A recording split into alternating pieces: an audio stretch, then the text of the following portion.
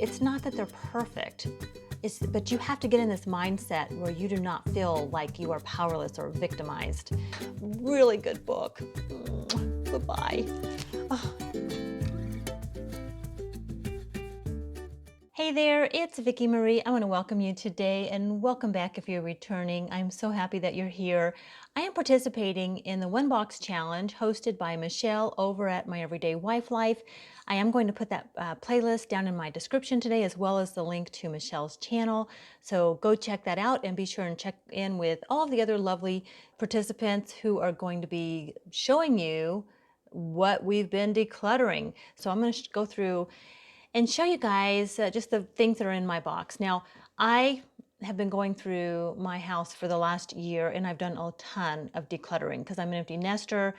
I have a lot of things that were, that were here in the house still after my kids moved out, like games and books and just some of their stuff. That was really, really an emotional journey for me to go through. And some things I've held on to, some things I haven't, but pretty much I have anything that was a priority that I needed to get rid of, I've done that. I've dealt with all of that. So now the stuff that I tend to be like decluttering are like Dawn's stuff, my stuff, and just, on a routine basis, I just go through and fill up a box. So I'm constantly going to the thrift shop to drop things off constantly. It's down by my gym and I'll just fill up a box, stick it in the trunk of my car, and when I'm down there, I'll drop it off. All right, well, let me just get through, go through my box here.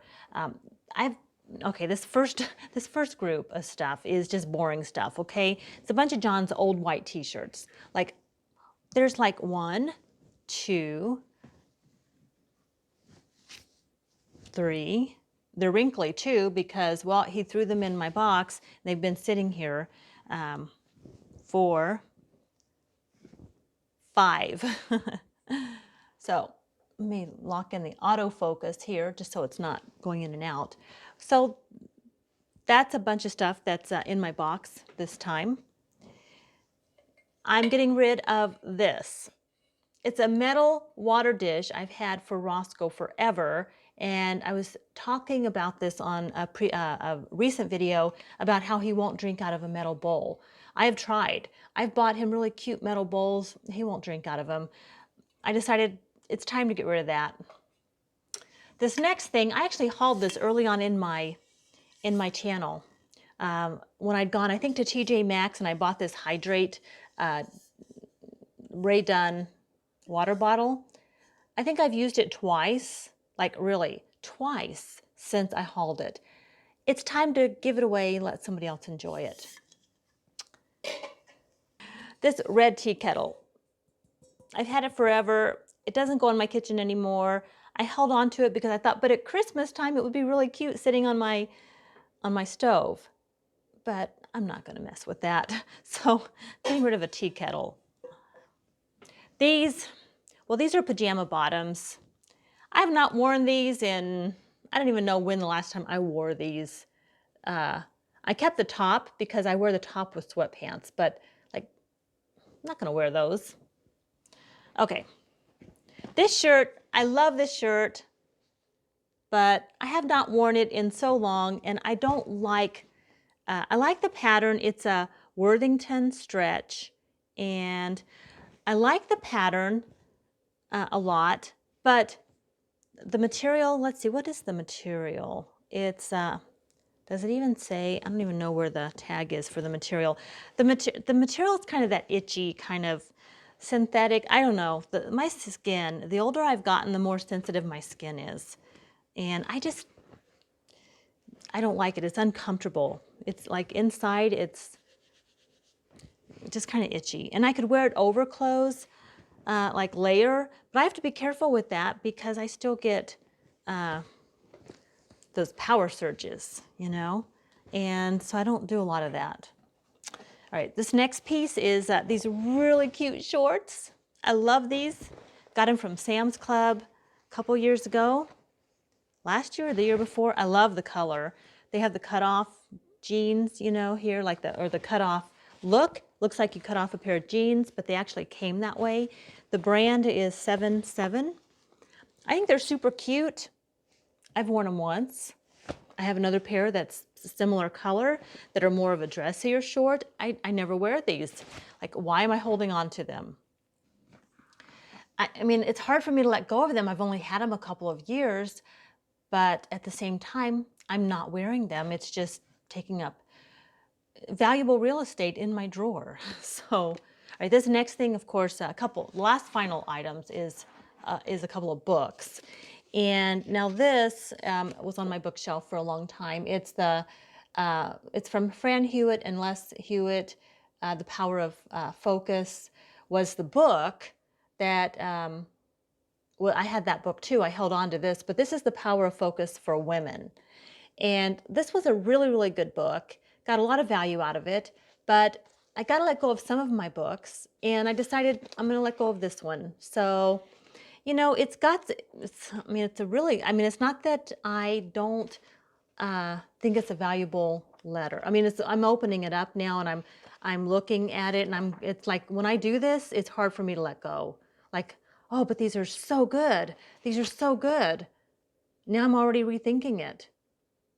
Oh my gosh, what is wrong with me?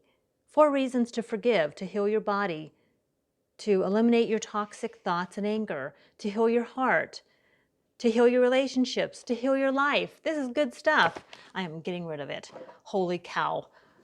Oh, it's a really good book. I highly recommend it. Oh, this is really, really, like, I really want to grab that book and put it back on my bookshelf, like so much, but you're holding me accountable. Thank you. This next item is another book, and this is The Unmistakable Touch of Grace. And even as I'm holding this book up now, I'm already rethinking if I should get rid of it or not. And I should. I'm committed. I am committed to doing it. I'm willing to do it. It is not easy for me getting rid of books is one of the hardest things for me. This book is an excellent book. I have read it several times. I have several of her books. Cheryl Richardson, I've actually used her work in some of the work that I've done with clients. I've always recommended her, several of her life makeover book is really, really good. I still have that one. I'll probably always have it because it's such a great resource. But this one is tough to get rid of. I got a lot of value out of it. It's a great book to just sit outside in this fall weather under my beautiful tree.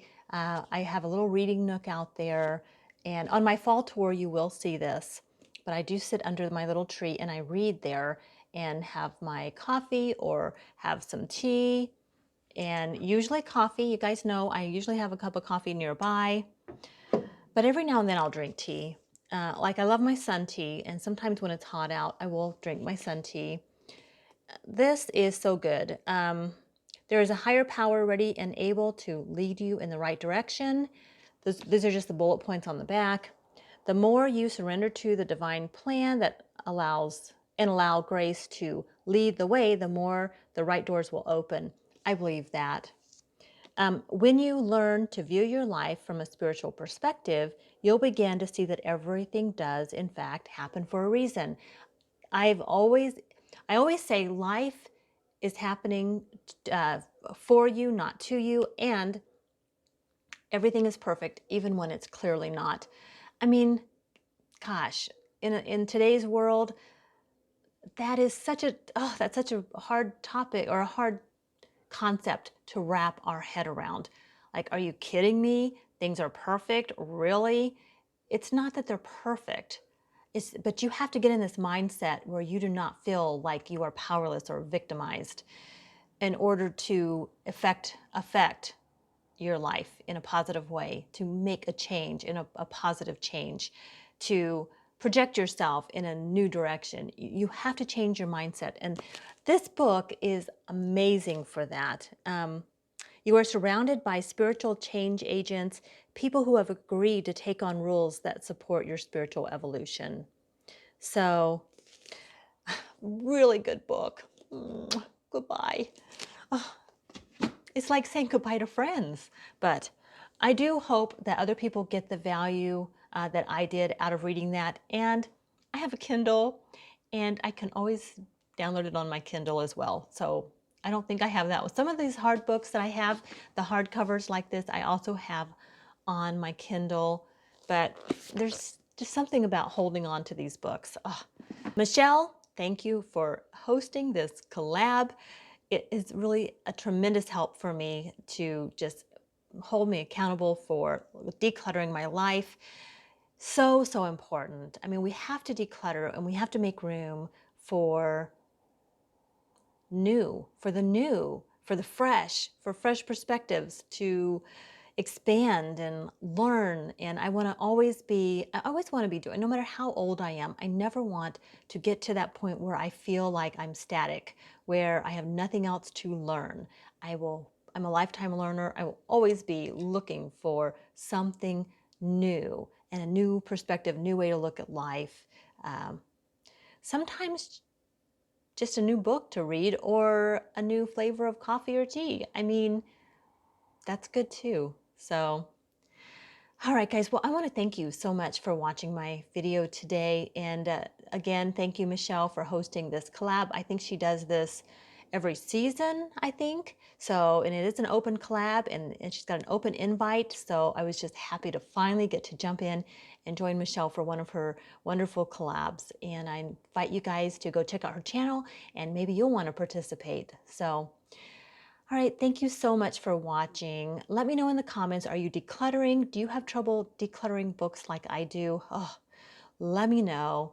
And in the meantime, I will be back here in a couple days with another video. Take good care. I'll see you next time. Bye. I'm all about the good vibes. I know you're all about the good vibes.